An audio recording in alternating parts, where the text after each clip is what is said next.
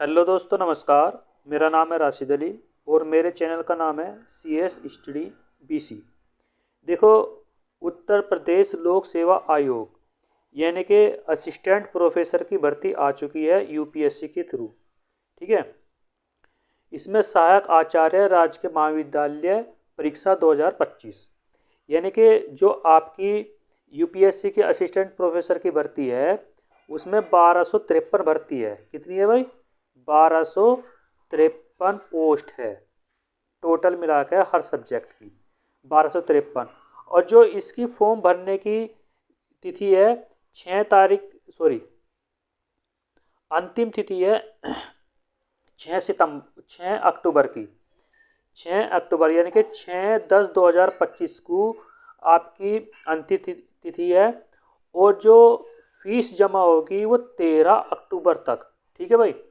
जो फीस जमा होगी यानी कि आपने फॉर्म भर दिया और फीस नहीं जमा हुई तो 13 अक्टूबर तक आप फीस जमा कर सकते हैं। ये 4/9/2025 यानी कि 4 सितंबर से फॉर्म भरने स्टार्ट हो चुके हैं। ठीक है भाई। 4 सितंबर से फॉर्म भरने स्टार्ट हो चुके हैं। लास्ट डेट है इसकी 6 अक्टूबर। कितनी है भाई? 6 अक्टूबर इसकी लास्ट डेट है फॉर्म भरने की। फीस जमा करने की 13 अक्टूबर। ठीक है भाई। असिस्टेंट प्रोफेसर की जो भर्ती है आई है 1253 भर्ती है। अब इसमें हम सबसे पहले तो आपको इसमें OTR करना पड़ेगा यानी कि वन टाइम रजिस्ट्रेशन करना पड़ेगा। उसके बाद आपका फॉर्म फिलअप होगा। जिस स्टूडेंट भाई बहनों ने अभी तक कोई भी मतलब अपना UPSC में रजिस्ट्रेशन नहीं कराया, जो ये असिस्टेंट प्रोफेसर का फॉर्म भरेंगे। ठीक है भाई। इसमें मैं सबसे बाद में आपको दिखाऊंगा किस सब्जेक्ट की वैकेंसी कितनी है, क्या इसमें निगेटिव मार्किंग है या नहीं है, कितने क्या पेपर हो गए, एक पेपर होगा, दो पेपर हो गए या तीन पेपर हो गए, और इसमें आपका कितने परसेंटेज पर क्वालिफाई माना जाएगा। देखो, इसमें आपके दो पेपर हो गए। ठीक है भाई, प्री और मेंस। और प्री और मेंस के बाद फिर सबसे लास्ट में आपका होगा इंटरव्यू।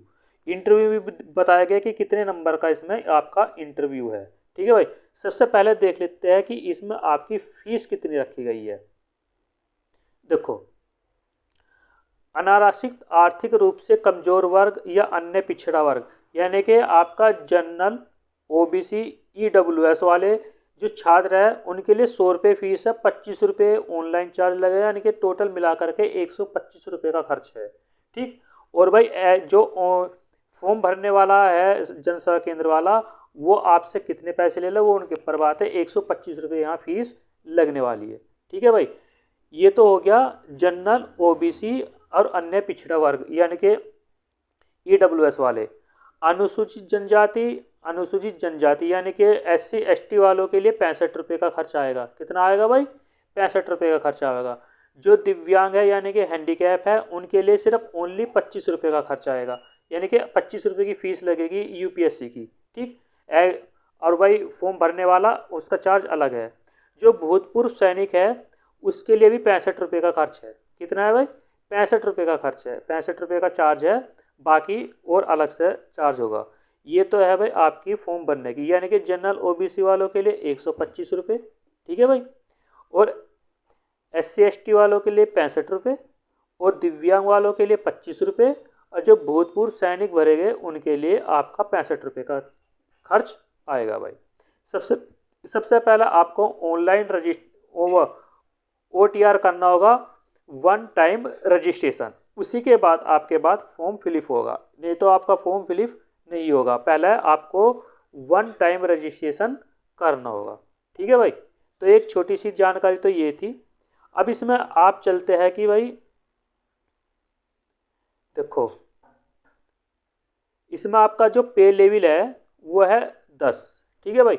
आपकी जो सैलरी बनेगी 57,700 और 1,82,400, इन सब का जोड़ करके यानी कि लगभग आपकी 90-95 हज़ार के आसपास समथिंग आपकी सैलरी बन जाएगी। इसमें छूट की बात करते हैं भाई, किन किन को इनको छूट दी है, किन को इन्होंने छूट नहीं दी है। ठीक है भाई। छूट भी देख लेते हैं भाई, इसमें छूट किस प्रकार दी गई है यानी कि आयु में छूट दी है या नहीं दी है, ये हाल है। देखो, आयु में छूट, अभ्यर्थी को 1 जुलाई 2025 को 21 वर्ष का हो जाना चाहिए, यानी कि अगर 21 वर्ष से कम है तो वो फॉर्म नहीं भर सकता, चाहे उसने नेट पीएचडी कुछ भी कर रखा हो। सबसे पहली बात है भाई, जनरल वालों के लिए 55% पोस्ट ग्रेजुएशन नंबर चाहिए, और ओबीसी और आपका क्या कह रहा है हैंडीकैप या जो है उनको 5% की छूट मिल जाएगी, यानी कि उनको 50% नंबर चाहिए पोस्ट ग्रेजुएशन में अपने सब्जेक्ट में। ठीक है भाई। और भाई देखो, 21 वर्ष की आयु और अधिकतम 40 वर्ष से अधिक नहीं होनी चाहिए। देखो सीधा लिखा हुआ, 40 वर्ष से अधिक नहीं होनी चाहिए। ठीक, जिनका जन्म 2 जुलाई 1985 से पूर्व हुआ हो और 1 जुलाई 2004 के बाद नहीं होना चाहिए। जो दिव्यांगजन है यानी कि हैंडीकैप है, उनकी अधिकतम आयु 55 वर्ष है, यानी कि उनकी जो डेट ऑफ बर्थ होनी चाहिए वो 2 जुलाई 1970 से पूर्व की नहीं होनी चाहिए, यानी कि उसके बाद की होनी चाहिए, यानी कि 1970 या 71 72 73 इससे इस टाइम की होनी चाहिए। दूसरा पॉइंट जो दिया है इन्होंने, अधिकतम आयु की छूट। देखो, उत्तर प्रदेश के अनुसूचित जनजाति, उत्तर प्रदेश के अन्य पिछड़ वर्ग और उत्तर प्रदेश के कर्मचारी, उत्तर प्रदेश के बेसिक शिक्षा परिषद शिक्षक स्नातक कर्मचारियों को सिर्फ कितनी 5 वर्ष की छूट दी जा रही है भाई। कितनी दी जा रही है भाई? ओनली 5 वर्ष की छूट दी जाएगी। ठीक है भाई। और जो दिव्यांगजन है उनको 15 वर्ष की छूट दी जाएगी। सपोज करो जो हैंडीकैप है उनकी 40 साल एज आ गई है, तो उसको 15 साल और जोड़ लो तो 55 साल आपकी बैठ जाएगी। अब वो बोल रहा भी है कि 55 साल की एज तक आप फॉर्म भर सकते हो। ठीक है भाई। और जो भूतपूर्व सैनिक है उनको सिर्फ ओनली 3 वर्ष की छूट दी जाएगी भाई। ठीक है भाई। अब बात आती है कि भाई मुख्य परीक्षा, एक तो है प्री की फीस दे रखी है जनरल वालों के 125 रुपये, SC ST वालों के लिए 65 रुपये, हैंडीकैप वालों के लिए 25 रुपये, अब भूतपूर्व सैनिक वालों के लिए 65 रुपये। जब मुख्य परीक्षा यानी कि प्री पास हो जाएगा आपका, अब मुख्य परीक्षा के लिए आपको बुलाया जाएगा, तो उसके लिए आपको जनरल OBC वालों के लिए 225 रुपये फीस है। ठीक है भाई। SC ST वालों के लिए 105 रुपये, हैंडीकैप वालों के लिए कोई भी शुल्क नहीं लगेगा, ओनली 25 रुपये लगेंगे। अब भूतपूर्व सैनिक वालों के लिए भी 105 रुपये लगेंगे। ठीक है भाई। अब बात करते हैं हम, अब ये आपका है शैक्षिक अर्हता। देखो इसमें किन किन सब्जेक्ट की आपकी मतलब वैकेंसी आई है। वनस्पति विज्ञान, रसायन विज्ञान, वाणिज्य, अर्थशास्त्र, शिक्षा शास्त्र, अंग्रेजी, भूगोल, हिंदी, इतिहास, गृह विज्ञान, गणित, सैन्य विज्ञान, रक्षा अध्ययन, दर्शन शास्त्र, राशिक शिक्षा शारीरिक शिक्षा भौतिक विज्ञान, राजनीतिक विज्ञान, मनोविज्ञान, सांस्कृतिक समाजशास्त्र, उर्दू, जंतु विज्ञान, सांख्यिकी, कंप्यूटर साइंस, फारसी, और ये है। इनमें क्या चाहिए भाई, आपका 55% तो नंबर चाहिए। ठीक है, या तो आपने नेट क्वालिफाई कर रखा हो, नेट, सेट और एक स्लेट होता है भाई, और आपने PhD कर रखी हो। इनमें से पोस्ट ग्रेजुएशन के साथ में या तो नेट क्वालिफाई हो, या सेट क्वालिफाई हो, या स्लेट क्वालिफाई हो, या PhD कर रखी हो।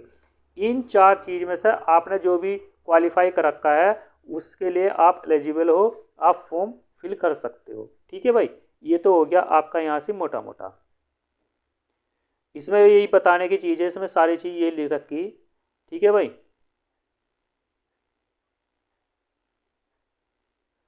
आपकी OMR सीट, अब देखो निगेटिव मार्किंग, इस पेपर में आपकी निगेटिव मार्किंग भी है। ठीक है भाई। कितनी है निगेटिव मार्किंग? देखो आपकी ये रहा, सॉरी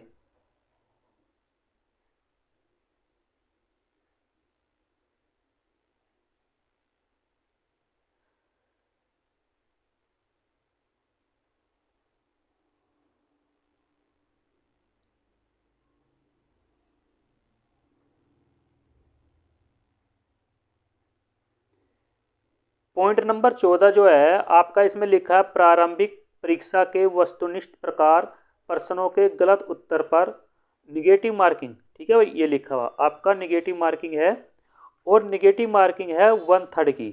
ठीक है भाई, 4 प्रश्नों पर अगर एक प्रश्न गलत होता है तो 1 नंबर आपका कट जाएगा, यानी कि आपकी इस पेपर में निगेटिव मार्किंग भी है।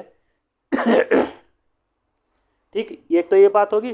दूसरी बात, कितने नंबर पर आप क्वालिफाई होगे, यानी कि भाई इसमें आपका 120 क्वेश्चन आएंगे। ठीक, जिसमें से 30 क्वेश्चन तो आपका जीके होगा, और बाकी आपका 90 क्वेश्चन हो गया आपके मेन सब्जेक्ट के। ठीक, कुल मिलाकर के 120 नंबर का पेपर है।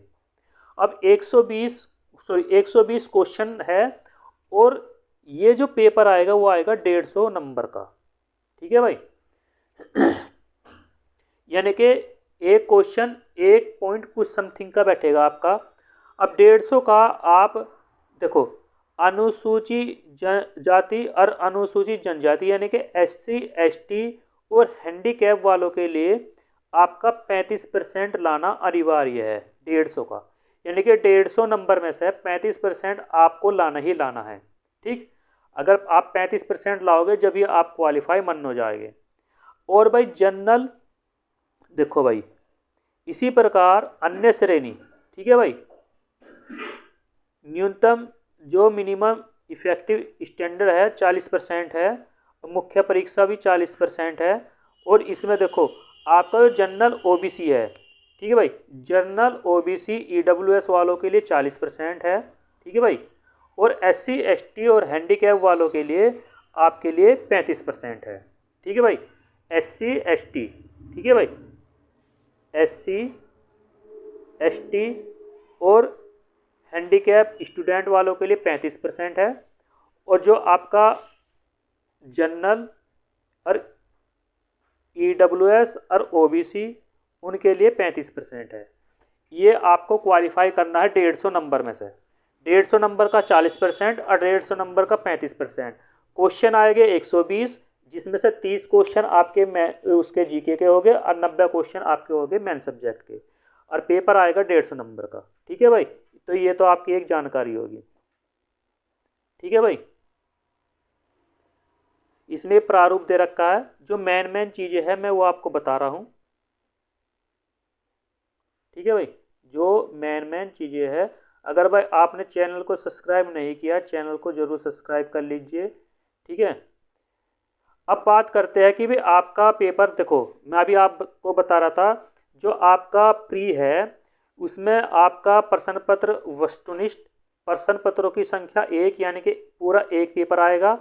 प्रश्नों की संख्या कुल मिलाकर के आपका 120 है, जिसमें से 30 क्वेश्चन सामान्य अध्ययन के हैं। ठीक है भाई, कितने हैं भाई, सामान्य अध्ययन के हैं। देखो ये आपका देखो 120 क्वेश्चन तो आपके टोटल आएंगे, 30 क्वेश्चन आपके सामान्य अध्ययन के आएंगे, 90 क्वेश्चन आपके प्रश्न के आएंगे, और अगर वैकल्पिक विषय है गणित के 70 प्रश्न आएंगे। ठीक है, कुल मिलाकर के 150 नंबर का पेपर है ये दे दिया, सॉरी, कुल मिलाकर के 150 नंबर का पेपर आएगा।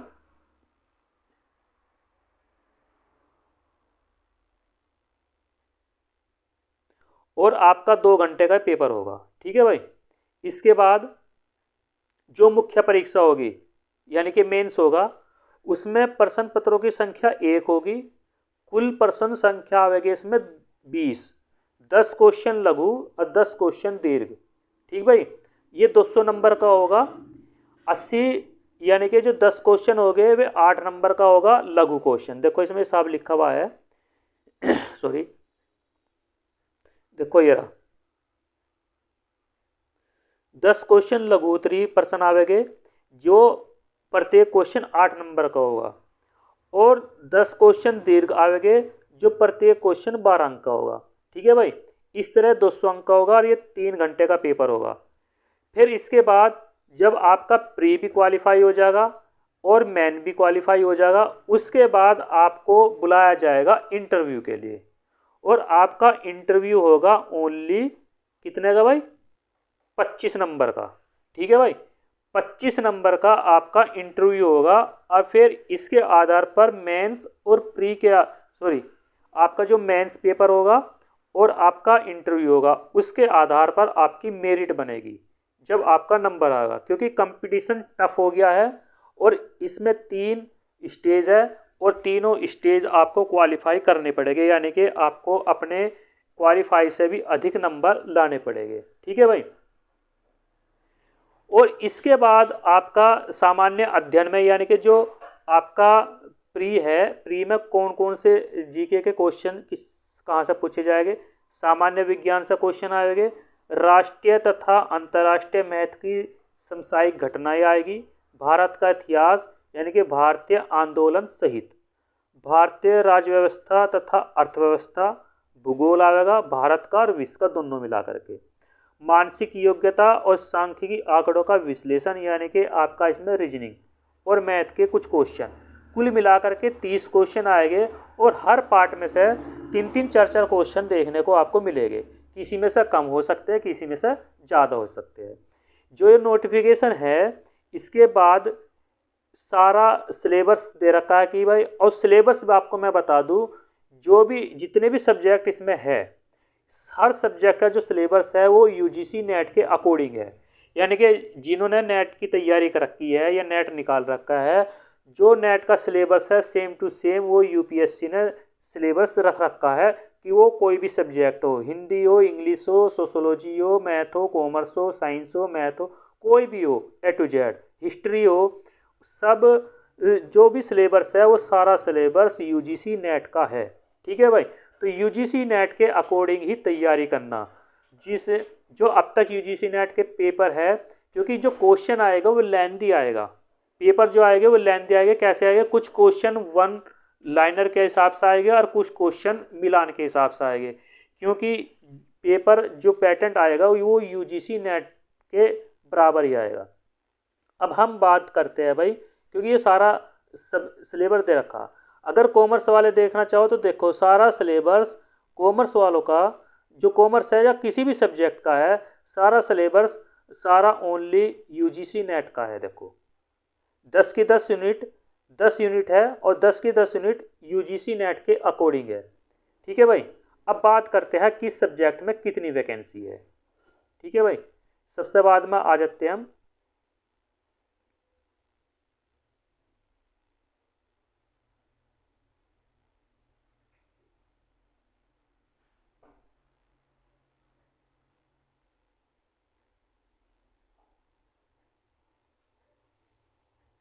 ये रहा।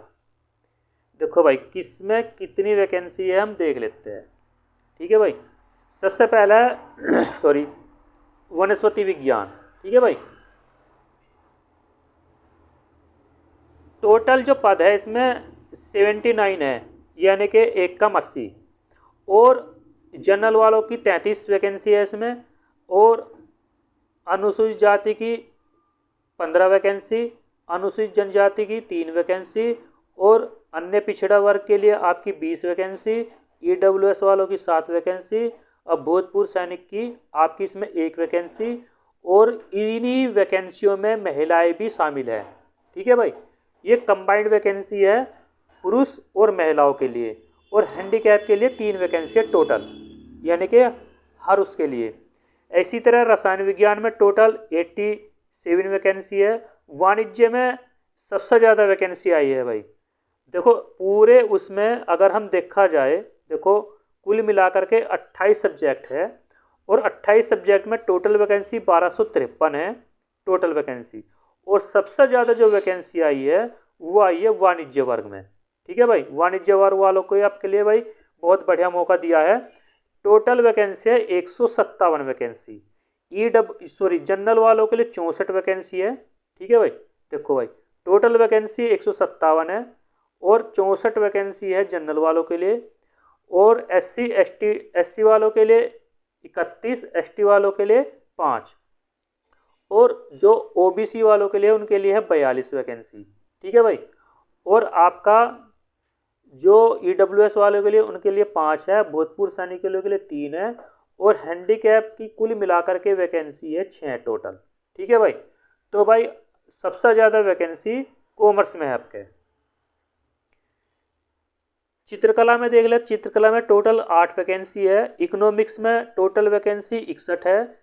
शिक्षा शास्त्र में 14 वैकेंसी है टोटल। अंग्रेजी में 92 वैकेंसी है। भूगोल में 46 वैकेंसी है। हिंदी में 87 वैकेंसी है। और हिस्ट्री में 58 वैकेंसी है टोटल मिला करके। गृह विज्ञान में 28, गणित में 79 और सैन्य विज्ञान में 2, दर्शन शास्त्र में 14, शारीरिक शिक्षा में 59, भौतिक विज्ञान में 60, राजनीतिक विज्ञान में 57, भौतिक विज्ञान में 31, संगीत गायन में 6 और संगीत वादन सितार में 4, संगीत वादन तबला में 4 और संस्कृत की 56, समाजशास्त्र की 78, उर्दू की 3, जंतु विज्ञान की 79 है भाई। सांख्यिकी यानी कि जो स्टेटिक्स है उनकी 2, कंप्यूटर साइंस की 1 और फारसी की 1। कुल मिलाकर के 1253 वैकेंसी है भाई। ठीक है भाई। और इसमें आपकी हैंडीकैप की सारी वैकेंसी दे रखी है भाई, कितनी कितनी वैकेंसी है किस सब्जेक्ट में। और दूसरी बात यह है कि ये कंबाइंड वैकेंसी है महिला और पुरुष की। इसमें ये नहीं दे रखा है कि महिलाओं की कितनी है और पुरुषों की कितनी है।